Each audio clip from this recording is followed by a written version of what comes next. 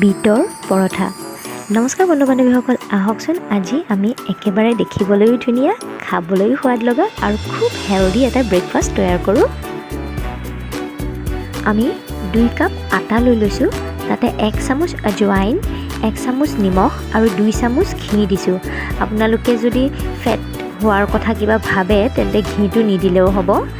এতিয়া ঘিখিনি দি পেলাই আমি আটাখিনিৰ লগত প্ৰথমতে মিক্স কৰি লৈছোঁ।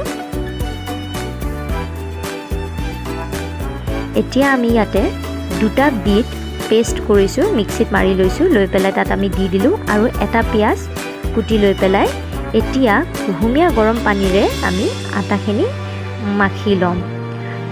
মিক্সাৰ জাৰটোত লাগি থকা বিটখিনিও মই পানীৰে সৈতে অখালি লৈ ইয়াতে ডোটো বনাই লৈছোঁ। আমাৰ ডো ৰেডি হৈ গ'ল।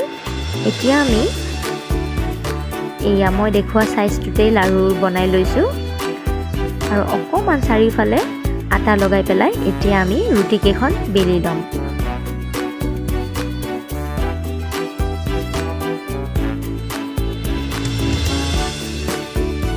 আপুনি থিকনেছটো দেখা পাইছে। পৰঠা বুলি ক'লে অকণমান ডাঠ হ'লে ভাল লাগে ৰুটিকেইখন। এতিয়া টাৱা এখন গৰম কৰি প্ৰথমতে মই শুকানকৈয়ে পৰঠাকেইখন সেকি লৈছোঁ। অকণমান সেকি লৈ উঠাৰ পিছত ঘি দি দিছোঁ। প্ৰথমতে ঘি দি পেলাই সেকিলে কেতিয়াবা ঘিটো বেছি গৰম হৈ গ'লে পৰঠাকেইখন সিজিয়ে নাহে, আগতে কিন্তু ক'লা পৰি যায়। সেইকাৰণে আগতে প্ৰথমতে আমি সেকি লৈছোঁ, তাৰে পিছত ইয়াতে ঘি ব্যৱহাৰ কৰিছোঁ।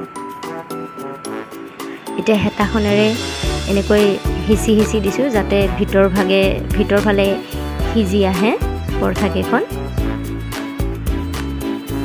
এয়া দেখিছে লাহে লাহে হৈ আহিছে, সিজি আহিছে পৰঠাকেইখন।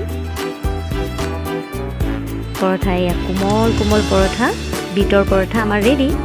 এতিয়া ইয়াৰ লগত খাবৰ কাৰণে আমি ৰাইতা বনাম। এতিয়া দৈ লৈ লৈছোঁ এবাটি, তাত আমি চেনি দিছোঁ 2 চামুচ, অকণমান নিমখ দিছোঁ, লগতে দিছোঁ মই ইয়াতে জিৰাৰ গুড়ি আৰু অকণমান জলকীয়াৰ গুড়ি দি পেলাই আমি মিক্স কৰি লৈছোঁ।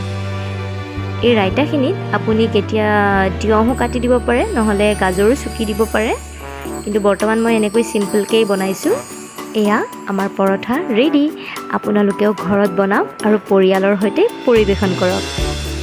Tasty with healthy. আপুনি দৰকাৰ হ'লে ঘিটো স্কিপ কৰিব পাৰে। Don't forget to subscribe. Namaskar.